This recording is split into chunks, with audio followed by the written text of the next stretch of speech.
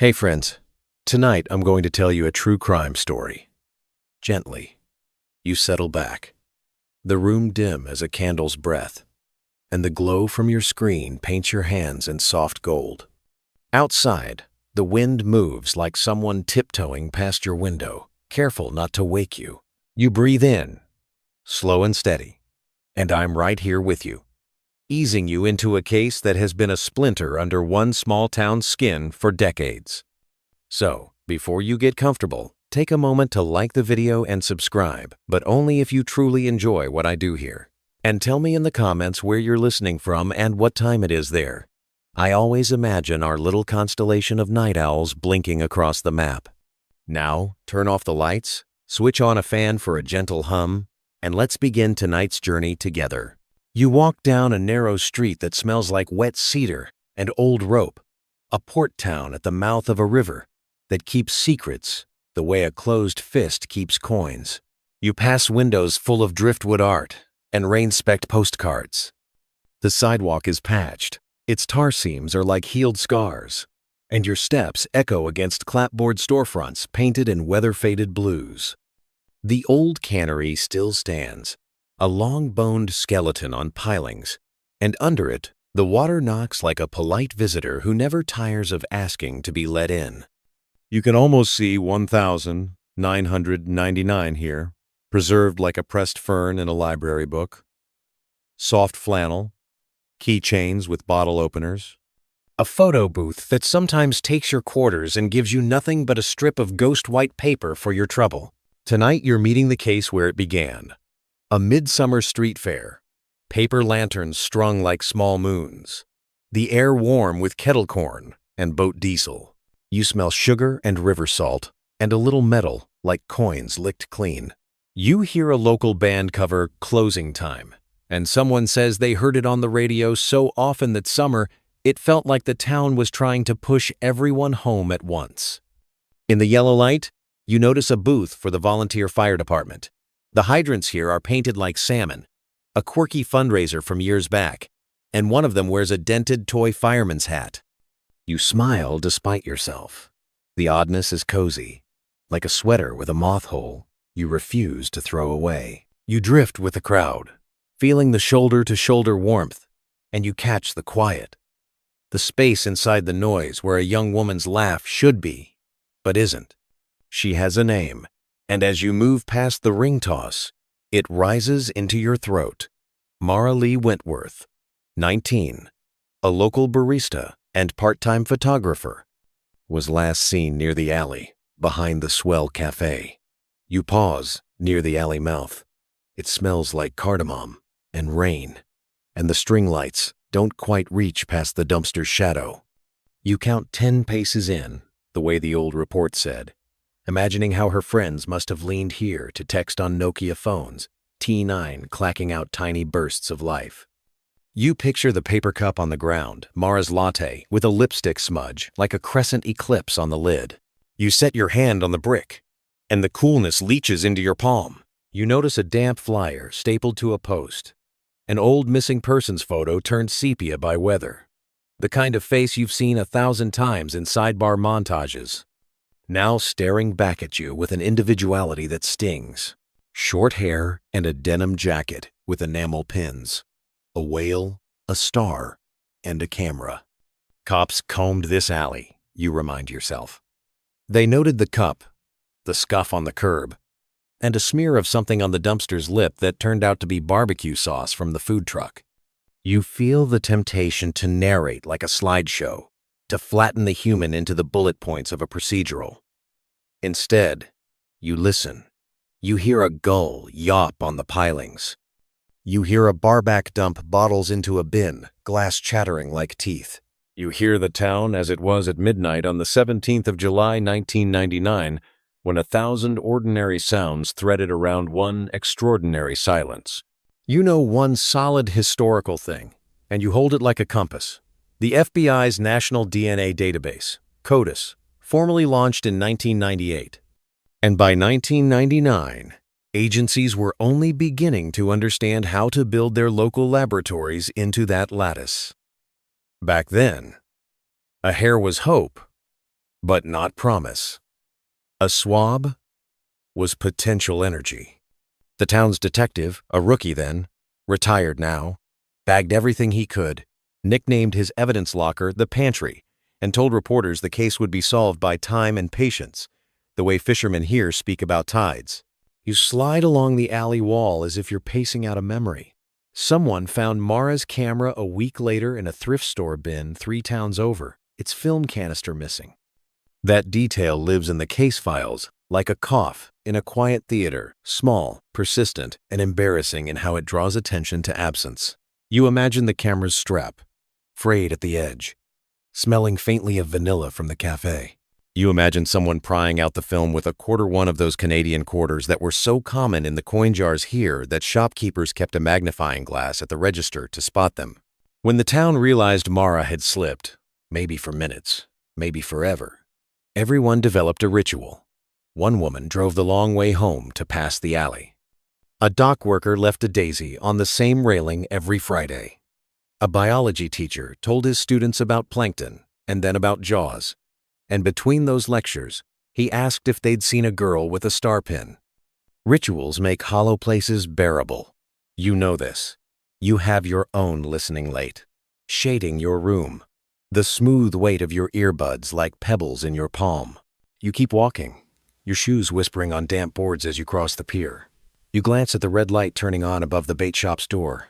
The town holds the case like a breath for years. Officers rotate in and out. One moves to Portland, one divorces, and one stays and grows gray. Cold cases go that way, cold enough to preserve, too cool to cook. In the reports, you hear the debate that criminologists still wrestle with. Is it tunnel vision that starves an investigation? Or is it scarcity, time, money, personnel that slowly bleaches it of color? You feel both currents under your feet, pulling in different directions. And you remember the oddest rumor, the one that survived all the more plausible leads, the man in the lighthouse who never slept. It's not even a real lighthouse, not anymore, just a historic tower on the bluff that school kids climb on field trips. A caretaker lives in the keeper's cottage, and over the years, some teenagers swore they saw a figure in the lantern room at 3 a.m., staring down at the town with a flashlight held under his chin, like a campfire storyteller scaring himself. The caretaker, a veteran with a limp, laughed off those stories, but he also changed the locks 3 times in one winter. Years slide. The hydrangeas turn brown and come back, brown and come back. A coffee chain opens across from the swell and then fails. The swell survives by selling cinnamon rolls the size of spare tires. Somehow that feels like victory. You're there on a recent morning, you can taste the cinnamon and icing, and you watch a retiree open a manila envelope with both hands like it's full of static. He looks down, then up. You notice his eyes shine in a way that is not joy. He stands, goes to the counter, and asks if they still keep the bulletin board. They do. He pins a letter there with a pushpin shaped like an anchor. An invitation to a town hall regarding developments in the Wentworth case. Everyone reads it like being tapped on the shoulder by the past. You attend the meeting because, of course, you do. This is the gravity that drew you here. The community center gym smells like floor wax and orange slices. Plastic chairs scrape. You sit in the middle row, your knees barely touching the metal, and you watch as the former rookie, now white-bearded, takes the mic with hands that tremble enough to make the feedback whine and then settle.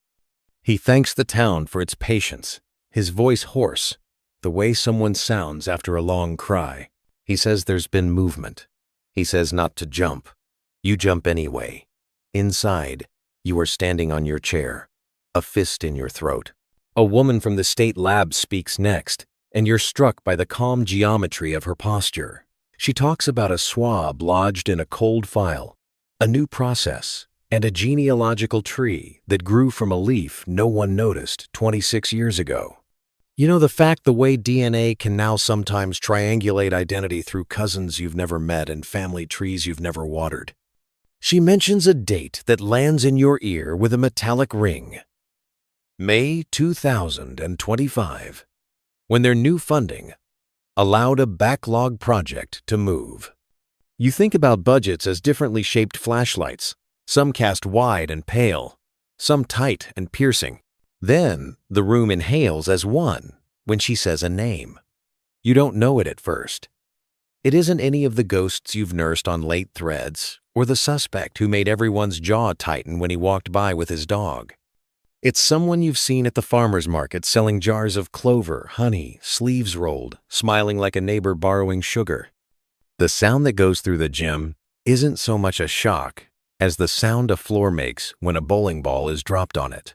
The instant you realize weight exists, you feel the chill that lifts the hairs on your forearms. You realize, with the side eye of your mind, that the arrest tonight has turned a town's myth into a hinge. Another officer steps up and says the words, "Taken into custody." You glance around at faces like paper lanterns blown out. A child squeezes a parent's hand. Someone whispers, "Him?" Not loud enough to be heard, but you hear it. You hear it where you store the lonely sounds. You step outside, into the parking lot, into a night the color of wet slate. The river breathes in the distance. The bridge lights a dotted line to somewhere else. You look at your reflection in a dark car window, and you know you're not separate. You're woven. You came here for a story. You found a community rearranging itself in real time. And somewhere, a retired detective sits with his coffee going cold, looking at an evidence list that finally has a name underlined twice. And yet there's the detail that doesn't sit right. You keep returning to that thrift store camera. Its film is missing, and its strap is frayed. Why take the film and not the camera? Why drop it in a bin miles away? Why does the caretaker at the lighthouse change the locks so often if kids only tell stories? You feel the argument forming in you like weather, that an arrest shocks a community. Yes. But shock is not the same as understanding. You reach for the door handle to go back inside and ask a question. Any question. Because what you want, more than anything, is not the press conference, not the headline, but the click of how and why. The door opens. The gym lights flicker. The mic squeals. And the old detective leans in to say one more thing. One small, strange thing that will keep you awake until dawn. You stand there, half in the doorway, half in the rain.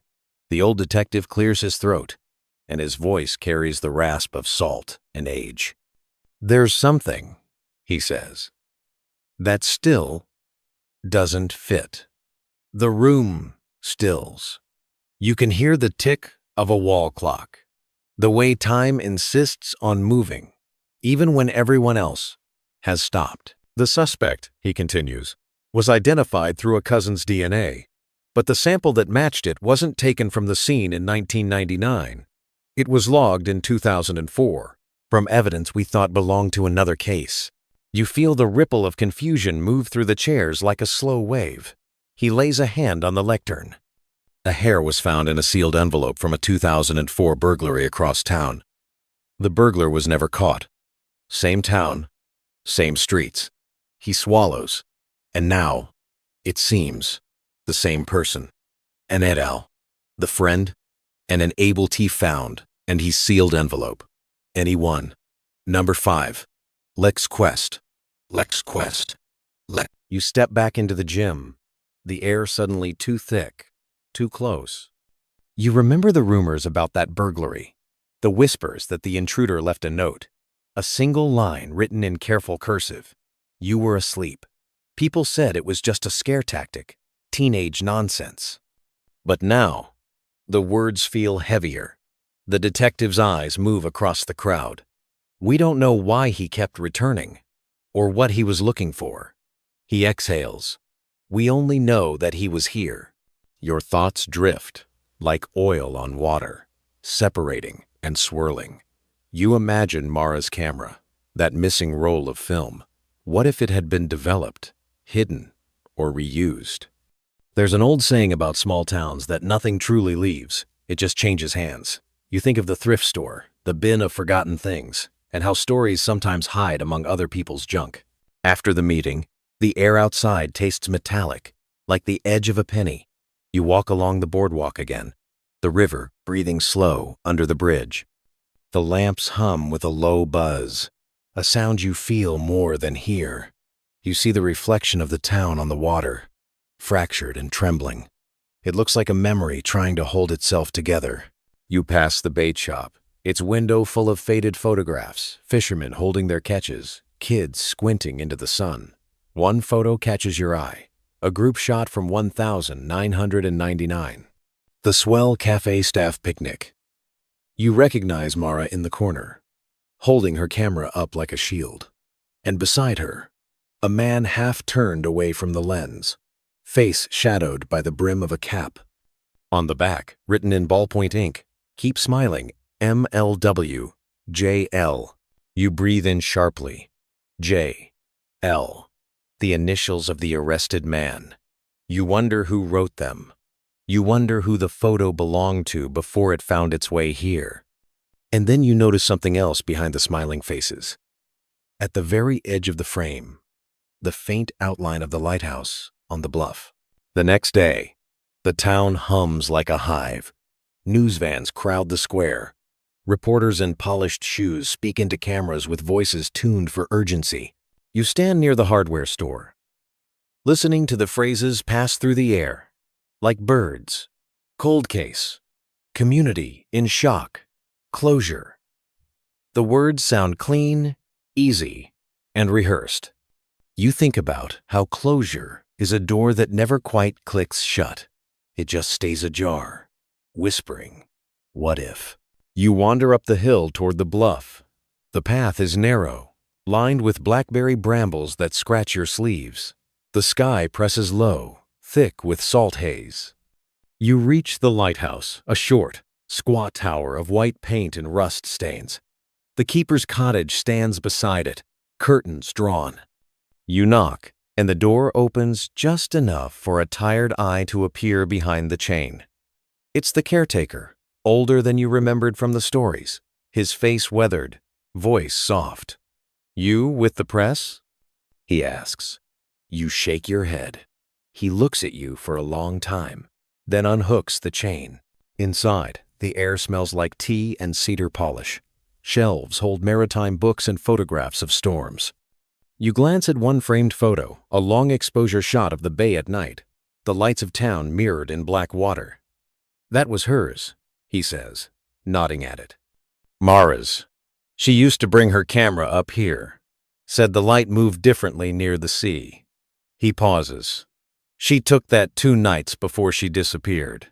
You feel the pull of something unspoken between the two of you, a silence that hums like a wire. "She left the negatives," he continues. "I kept them. Didn't think they'd matter." He opens a drawer and pulls out a small envelope. Inside, thin strips of film gleam like dark honey. You hold them up to the light, filtering through the window. One frame catches your breath. It's the same photo from the bait shop, but this version has more of the background visible. The lighthouse beam cuts across the night sky, and in that beam, faintly, a figure stands at the water's edge, almost invisible, the outline of a camera in their hands. "Who is that?" you ask. The caretaker shrugs. "She said it was just a shadow, but sometimes," he adds, lowering his voice, "I think shadows remember us better than people do." You take the film back to town, to the police station now crowded with noise and flash. The detective sits in a small office, staring at a folder. You show him the negatives, and he looks at them for a long moment, his jaw tightening.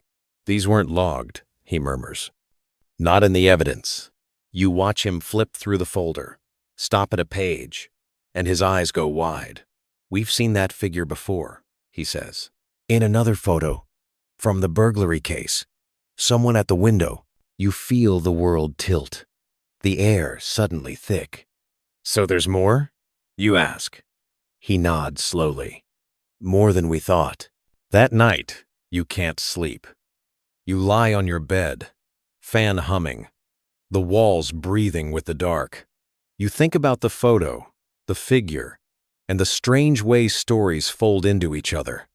You think about time not as a line, but as a tide, how it pulls, how it returns, what it takes. You close your eyes, but even then, you see the faint image of the lighthouse, beam cutting through fog, catching something or someone still waiting on the shore. The next morning, the town wakes to another headline. Evidence in 1999 disappearance, re-examined. You sip your coffee and taste the bitterness of it. They say the suspect confessed partially, admitted being in the alley, but denied harm. They say a second person might have been involved. They say the photo could hold answers. Everyone says something, but no one says it with certainty. By dusk, you're back on the pier. The air is cool, and the smell of salt is sharper now. The light on the bluff flickers once, then steadies. You wonder if the caretaker's awake, if he still locks his doors. The water slaps against the pylons, rhythmic and patient. You lean on the railing, and in the reflection below, you see two silhouettes, instead of one yours and another beside it, motionless. You blink, look again. The other figure dissolves with the ripples, leaving only your face broken into pieces by the river's quiet breath. You exhale, slow and steady. Somewhere behind you, a gull cries. Somewhere far below, the current carries what's left of a story that refuses to end. The town does not sleep that night. Neither do you. Windows flicker blue with the light of news broadcasts. Replaying the same few seconds, an officer escorting the suspect in handcuffs through the police station door, his face lowered. The caption reading, "Local man arrested in 1999 disappearance of Mara Lee Wentworth." You watch the clip until it loops, the images becoming grainy and abstract, like brushstrokes on a canvas that only hint at what happened. By morning, the streets are lined with reporters. You walk through them quietly, your breath fogging in the cool air. The Swell Cafe has taped a hand-drawn sign on the door, "Closed today for reflection." You can almost smell the coffee through the glass. Across the street, someone has left daisies on the curb, the petals trembling in the breeze. You head toward the library, where the archives live boxes of yellowing papers and the faint scent of dust and toner. Inside, the librarian recognizes you. She's been there forever. Eyes kind, but tired. "Looking for the Wentworth files again?" she asks. You nod. "They're on microfilm now," she says softly. "But be gentle. Some stories don't want to be woken up too fast." You sit at a machine that hums faintly, like an insect. The images roll across the screen. Headlines, photographs, speculation. You stop at one article dated the 22nd of July, 1999. Local artist's exhibit canceled after disappearance. You read it twice. The artist's name is Jordan L., the same initials that keep following you like a trail of breadcrumbs. He'd planned a show called Shadows on Water. The gallery was in the basement of a building that has since become a laundromat. You remember that place, the constant rattle of dryers, the heat, the low hum of machines. You dig deeper. Another article, years later. Burglary suspect leaves cryptic notes. You scroll until the words blur. "You were asleep," one reads.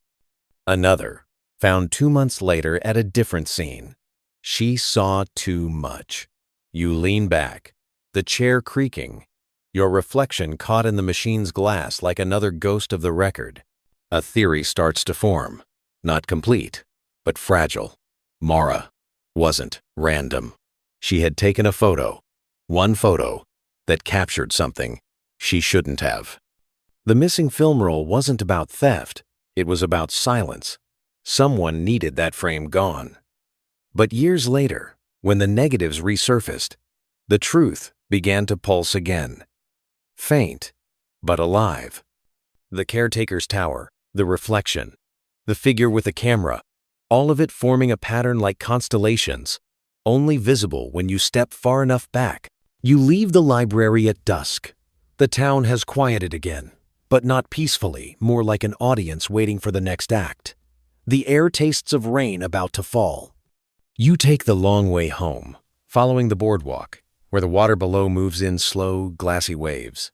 At the end of the pier stands the old detective, alone, his coat flapping in the wind. You approach your footsteps, soft on the wood. "She took something important," he says, without turning. His voice is nearly lost to the wind. Something someone thought they could erase. You wait. But film, real film, it holds on. Even when scratched, even when exposed, there's always a trace. He turns toward you. "That's why we kept it. That's why the truth always leaves fingerprints." He holds out an evidence bag. Inside is a fragment of developed film, half burned, edges curled like black petals. You squint.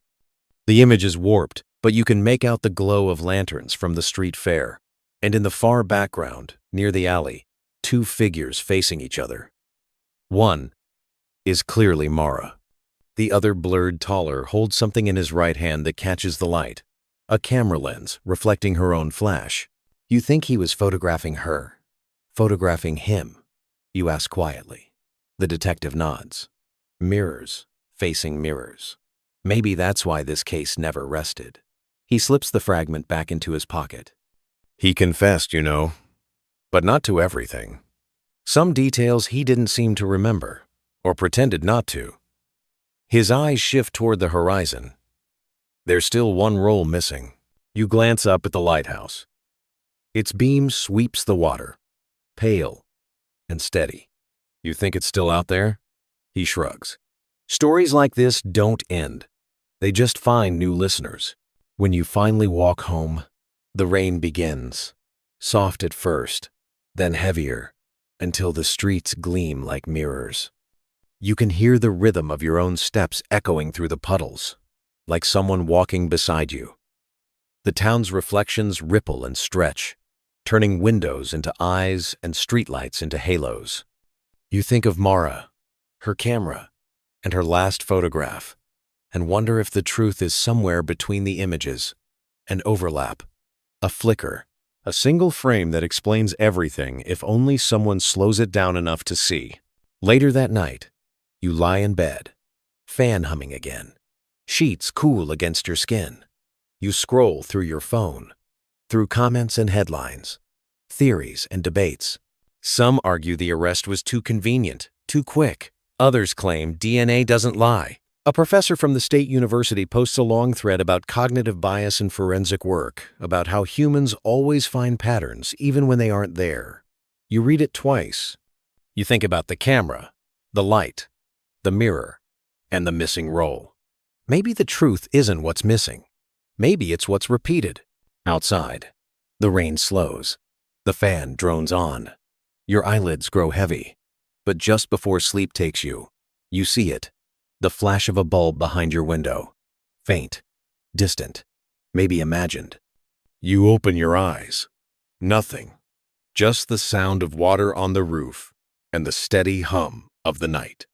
But still, you can't shake the feeling that somewhere, someone is still taking pictures, one frame at a time, waiting for the light to reveal what the years tried to hide. The night stretches, soft and wide, until the town seems to melt into the rhythm of your breathing. The fan hums like a lullaby, and the walls, once heavy with story, now drift back to quiet. You let your eyes close slowly, as though lowering a curtain after a long performance. Outside, the rain has thinned to a whisper, each drop falling like a single word that no longer needs to be said. You picture the town asleep, the cafe chairs stacked, the boardwalk slick with moonlight, the river smoothing itself under the bridge. Somewhere, the lighthouse turns its beam in slow, patient circles, touching rooftops, drifting across empty streets, and catching the edges of dreams. You imagine Mara's photo resting in an envelope somewhere, waiting for dawn, waiting for someone to finally look. Your breath slows. The story that once pressed on your chest now floats, lighter, almost kind. You think of how all mysteries eventually dissolve, not with answers, but with understanding that human ache to know, to connect, to make sense of the silence. It's enough sometimes to listen, to sit with what remains. The night folds around you like a soft blanket, and for the first time in hours, your heartbeat matches the calm pulse of the world outside. Maybe someday we'll know the truth. But for now, sleep well.